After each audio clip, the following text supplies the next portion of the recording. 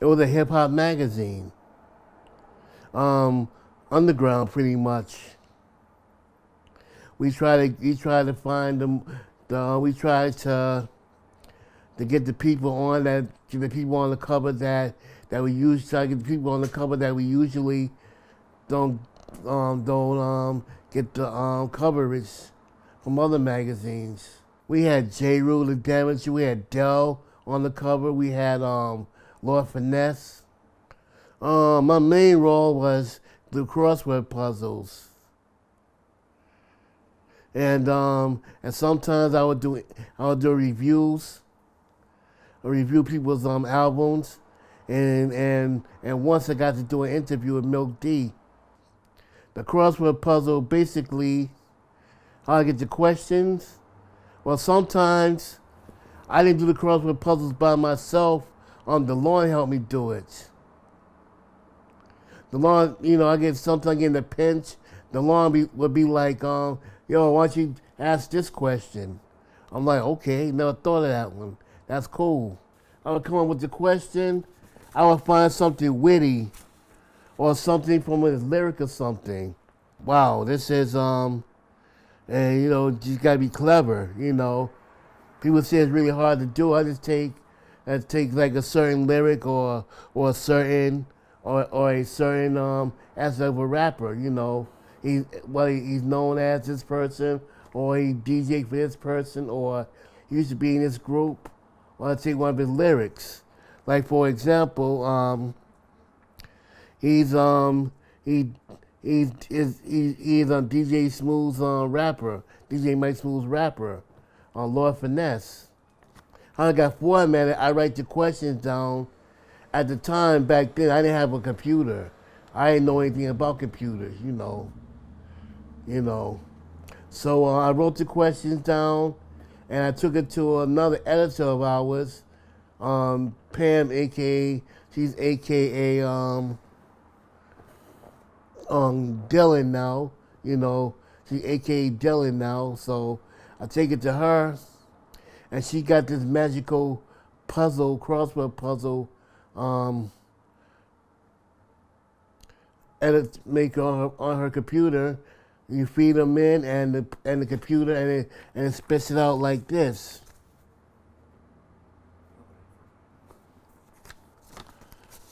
It spits out this way, or see, or you got the grids like this. Because I didn't do the standard. I didn't do the standard. You see in the New York Times, how you have the puzzle, you got the black edges, the black in between them. I didn't do it that way. Sometimes the newspapers, puzzles, I try to do those. Or basically, my favorite thing was Scrabble. Scrabble was my favorite thing. I grew up playing Scrabble with my mother and my two brothers. So that's what got me into liking words. And Allison always told me I'm a hip hop encyclopedia, so we gotta do something with that. I would take the ball and run with it. Listen to hip hop, Listen to hip hop, remembering the lyrics, remembering who was in what crew, what year, what time, what was the style back then, who's out the group, who's the producer, who's the DJ, of course, who were some of the dancers. That's an important part of hip hop too, not just the rhyming, the art and the dancing too. What they used to call b-boy back in the day. Of course, you already know that. When I was about 14, 15, something like that, in '79. Back then, we didn't have cable. What we had was a black and white television. And I got into hip hop was let me see. I was in Atlanta. We had this one radio show called WIGO. They played rap music for an hour. That's it. So I started liking the music. This was every Saturday when it came on. Came on like from I don't know, like 3 to 4, 4 to 5, something like that. Listen to it every hour, then just got into it even more. First of all, I always wanted to travel anyway. Cause my pops had this Seattle this atlas of all the states. You know what? No, you know the Rand McNally atlases, the thick ones. It cost like about $12, something like that. So I just go grab his and just read maps all day, fantasizing about traveling. Well, Seattle really wasn't my first choice. My mother told me if you're gonna move to another city, write the Chamber of Commerce. So I wrote Denver, Minneapolis, Portland. I wrote Seattle. So Seattle sent me the most stuff. I didn't get nothing from Minneapolis and Denver. So Seattle sent me the most stuff. They sent me apartment booklets, little maps, little hotel things, everything they sent me. And Portland sent me some stuff too, but I didn't go to Portland because they only had like one basketball team. I'm like, I don't want to live there. So I figured Seattle probably more city because they have football and baseball, so that's how I got here. Well, when I first got here, I got established. I got a room right above Dino's. I was living there for like a year, and it wasn't really positive over there. There was a lot of drug use in that rooming house all around the blocks. I lived above Dino's. You already know the reputation about that. Dino's is over here, and Oscar's across the street. So you know what went on. Everybody hanging out mostly up to no good. So I went there and moved to Kent for like 6 months. I didn't like get out there because it was just like felt isolated. And the girl I was seeing, she was all the way in Seattle. And on top of all of that, I was working in Bellevue and lived all the way in Kent. That's ridiculous. The bus ran so slow back then, it would take me 2 hours to get home. So anyway, so I finally got a place up in the youth district, like a little studio apartment inside the house. In the house I was living in, same thing, drug addicts. But when I went, as far as the Flavor magazine, to fast forward, I was walking around the youth district one day wearing Tower Records. I was looking for the Showbiz AG album, and I ran into Tracy. I was you had to like, nah, we ain't got that. You wasn't from Seattle, so now we became friends.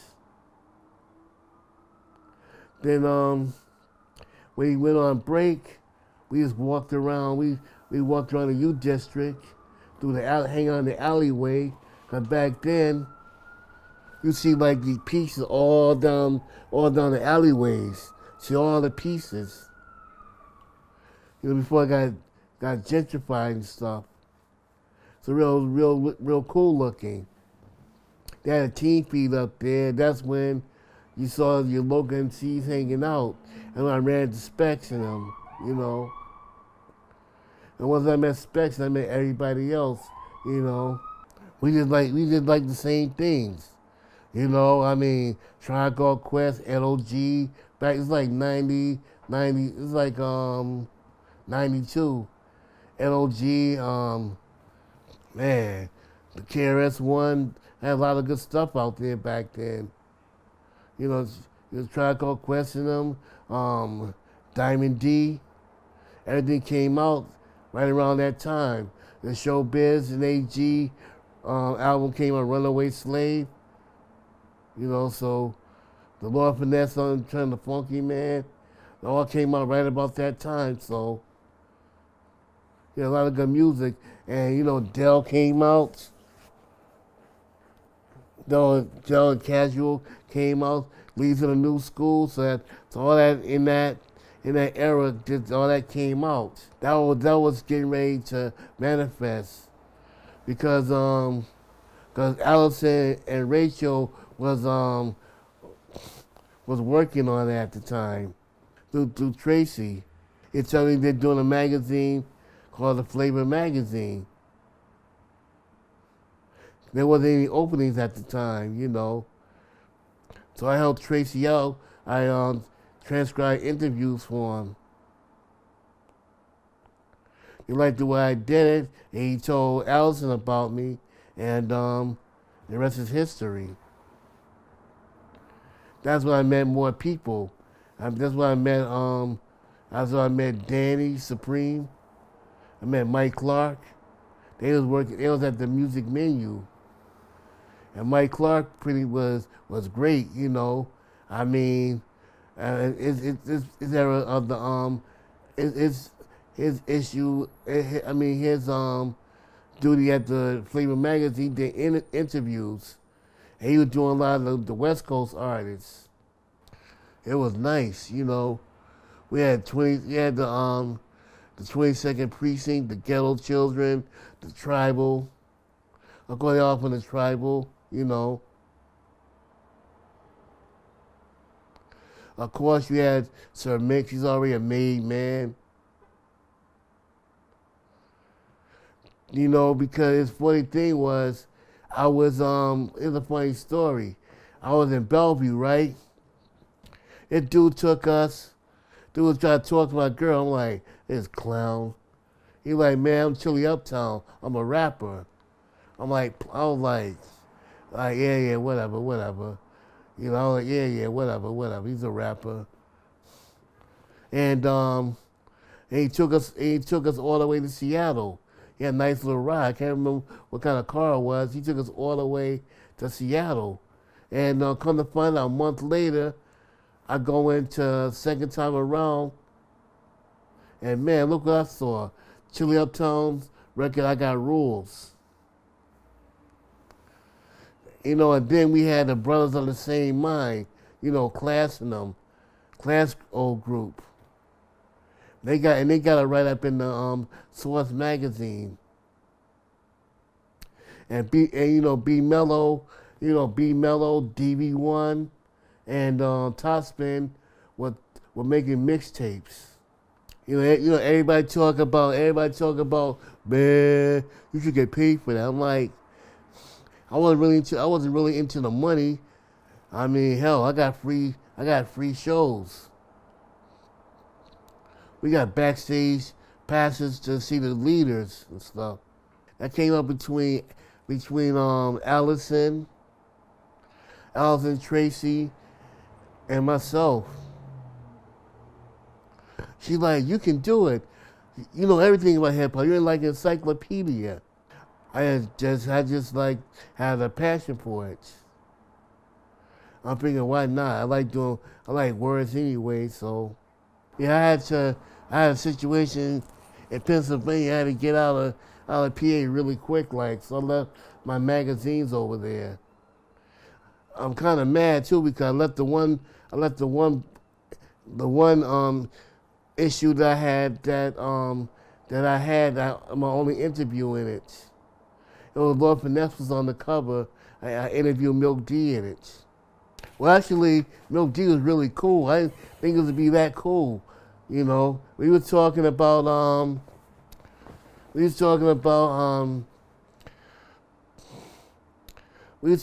whole thing with Mary J. Blige and how she sampled one of his records.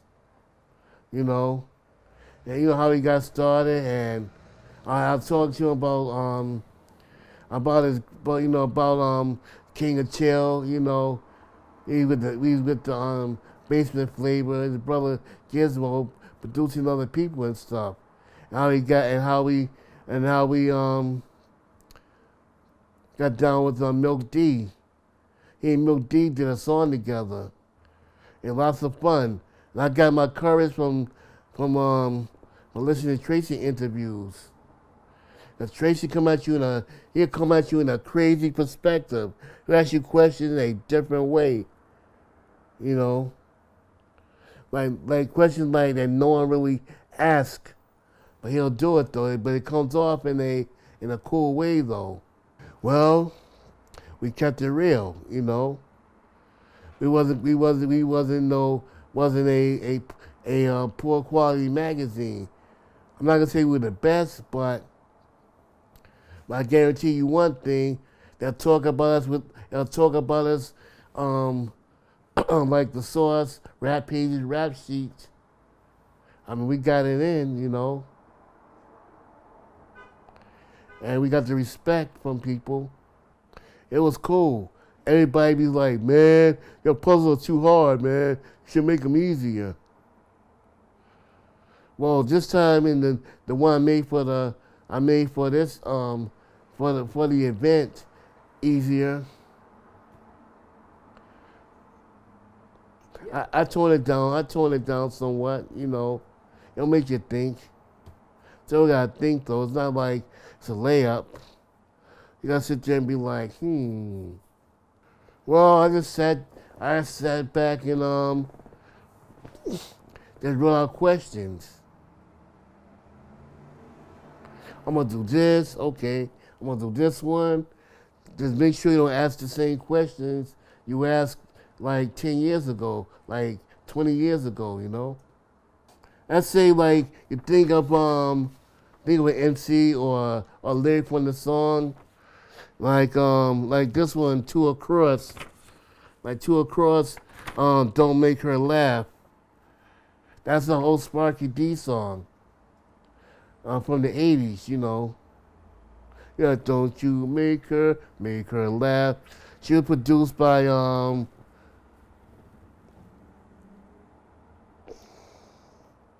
Spider D, you know. People know who that is, you know. Put on your profile label and stuff. And you know, you think about like Grandmaster Flash, his zodiac sign is Capricorn, you know. I'm gonna try something new. What you gonna do? That's how I get the questions. Someone pop in your head a certain lyric or a certain innuendo or a certain factoid about a certain MC or DJ, maybe a dancer, maybe, you know. That's how I got them. You know, sometimes I might throw someone's government name in it. Just, you know, I don't do it too much because, you know, some people, they don't like people calling by government names, you know. Be like, yo, man, be calling me that, yo. You know, get all mad and stuff. But you can sneak one in. Is there an example of that on that page? Yeah, LeMay is his surname on Showbiz. Some little slick. Put some, you know, put a little something in there, you know, or like you take a lyric. He's the backbone of the wig outs. You know, fourth but not least, he's the backbone of the wig out. Pete Rock. You know, from the basement, you know. You gotta kind of like think of something clever. Make them think like, yeah, I remember that. Like, who was EP&D's first DJ? Kayla Boss. But you got to chill days. Nah, not many people got it right, but everybody just complaining too hard to do. They just miss one or two. They almost get them, but Sarah Honda got them correct. I think that's how she got on, plus the other talents as well. And I met her on the bus one day I see her on the bus. She's going to UW. That's how we met. And Lord behold, I see her on the bus. And one day we was at a flavor meeting. She was she got on. She was put on. We had Son. Son's like crazy nice artists. We worked well together. He did interviews and stuff, reviews. We had James Browne, JB. He did reviews. And Supreme, he did interviews and reviews and stuff. But he's always, he's just a DJ. Of course, B-Mello and Trae. I mean, B-Mello was the man because he come in and selling mixtapes. $10. He have stuff, not only local mixtape, he has stuff like from New York. He have all the good ones. His stuff was good too. Local stuff was good as well, but he had like Stretch and Barbados shows.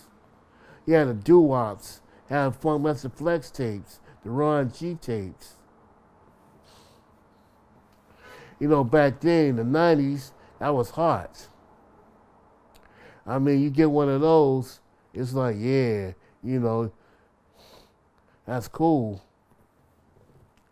And Trae, she did the crazy, did the advertising like nobody's business. I mean, she just got it in.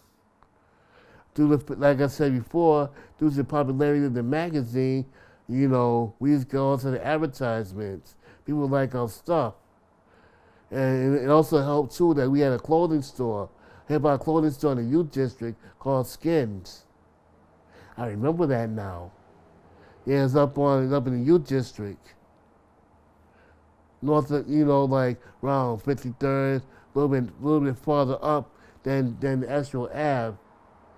And we have, a dude, this guy named Pablo ran the place, on his business. So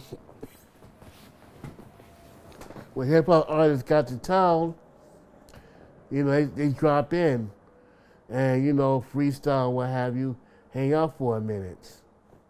Or most of them love the city because we had the best weed. Be honest with you. It's a factoid. They had the best weed, and artists come out here. And get into the rest of them. Tracy, that was my man from before we got to the magazine, and Specs. We was down. Rachel, she was great. I mean, she put it down, taking phone calls and stuff, setting things up. She put it down. Allison too, and she's like the boss, Allison oversaw everything. Rachel secondly oversaw everything. When Rachel set up the interview, she called the labels like I like to interview so and such and such. Is he or she available what day? That was her thing. Now we had feedback, because a lot of times, more often than not, we try to we take a vote, we invite to get our favorite artists. You don't want to just talk to anybody. You want to talk to people you admire, you look up to. Like Tracy was gun ho to talk to Delon. That's his man, That's his main man, Peanut Butter Wolf. That's his man, That's how things got. B-Mello had people he wanted to talk to,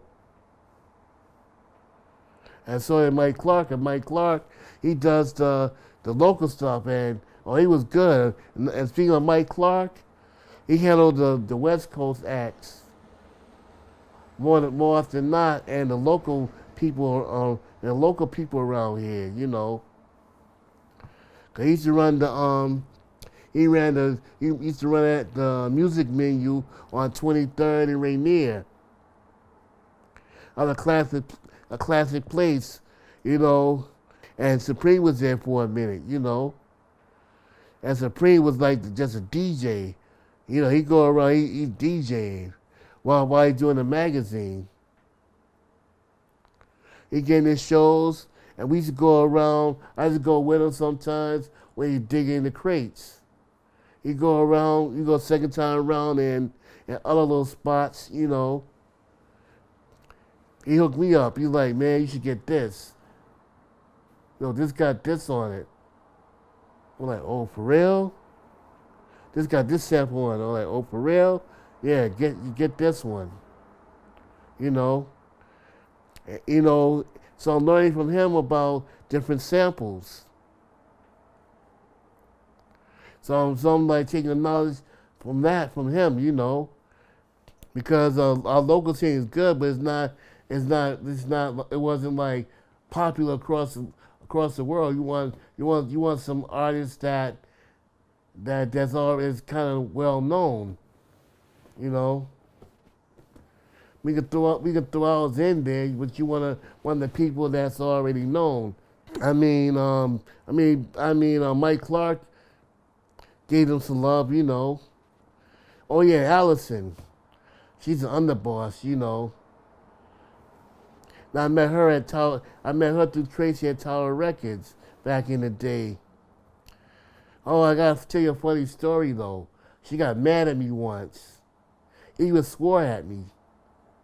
Because it all started with the Akinyele situation. Akinyele made a song called I Love Her. It was about, he said it's about what a guy thinks when his girlfriend gets pregnant. He thinks he was saying just some ill, not so nice things, misguiding things, you know. And she was offended by it. Rachel told me, and asked for one of the stickers. She gave me the whole roll, like, here, just take it. And she gave me the t-shirt, the Akinyele t-shirt. That was called Vagina Diner, which really, you know, I'm not really gonna fly with the ladies too much. That brings out, you know, the claws, so to speak. To be honest with you. So I told her I was gonna wear it to our video shoot. I'll shoot for the magazine. She was like authoritative. She had an authoritative voice, like, you better not wear that t-shirt. Like, you know, very authoritative. I'm like, yeah, whatever. So what I do, I wore the t-shirt. And she got mad. I mean, real mad. I'm talking like red in the face mad. And Tracy back to like, was laughing like, ooh, sort of thing. He didn't say it like that. It was like, ooh, you in trouble. He didn't say it like that, but that's the look he gave me. She got mad, was like, I told you not to wear that damn t-shirt. You know, I was lucky I didn't get fired. You know, so I apologize, Allison, but you know, I was lucky I didn't get fired because, you know, the thing about it though, I was out of line for wearing it. But I guess she saw the passion. In me, so. And these are more like lyrics, you know. Some, he's got 10 fingers but only uses one. Big L. He calls it blast of a hype verse. That was, Ghostface. He just drive an Ack and leave a Mac in the engine. You know, black painted black for crack selling intentions. You know, having from, project from Mobb Deep. I made a crossword puzzle called Check Yourself. It's called it's a Flavor Magazine puzzle. You know, I took the puzzle. I didn't have a computer at the time, so I wrote down the questions, and my editor, Dillon, typed them inside a computer. And that's how I got the grids. And sometimes I can do it quickly, and sometimes I can't think of anything. This one, I made this special one, old school. We had an old school magazine. With the old school magazine, is the one with the green. It was like the lemon, the lemon greenish yellow cover. And I had questions like the world famous Supreme Team consists of Just a Lot of Superstar and C Divine, the Mastermind. You know, world famous Supreme Team, you know, ADJ and all that stuff, Buffalo Gals, you know. You know, stuff like, her name is Crystal, they call her, you know, Dimples D, and that old Marley Marl, you know. This is one of my favorite ones, too.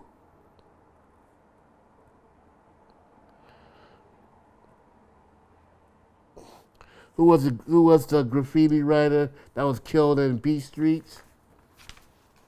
Some of these, I don't even remember, you know.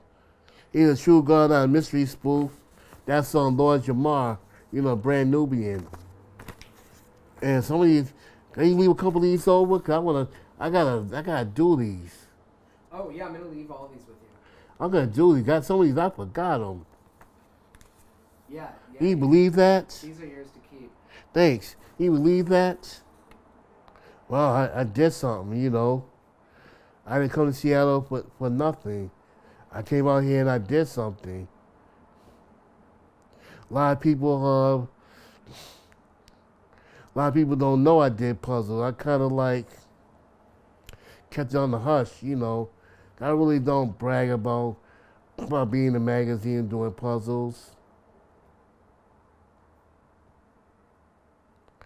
But those who know me know what I did, you know. When I tell people I did this, they're like shocked that I can do something like this, you know. I just got lucky and fell into the magazine, you know. And was it pretty fulfilling to be part of the... Oh yeah, definitely. And when you see the people at the reunions and stuff, it's fulfilling. You know, some of the people have kids. Some of their kids are all grown now, you know. Well, I mean, I got in concerts for free. We got backstage passes. I met the Fugees before they got really famous. Thanks for putting me on, you know. Thanks for accepting me, you know. I really appreciate that, showing me the love and everything, you know, without sounding all mushy and corny, but it's true. I created a puzzle for the gala program. You will see it on November 3rd. Well, I didn't know it was going to be inside the program. I didn't even know all that, but thanks for telling me. But when you open your program, you'll see the puzzle in it. You can sit there and use your brain and figure it out and do the crossword. This guy just had to think of some questions, and I found this website that I can do puzzles in. Pay a little fee, maybe PDF it. And I hope like heck don't have any problems printing it, you know. Peace to the Flavor staff, peace to the Zulu Nation, 206 Zulu Nation for throwing this gala for us, you know. And peace to the Zulu Nation in general for recognizing hip hop.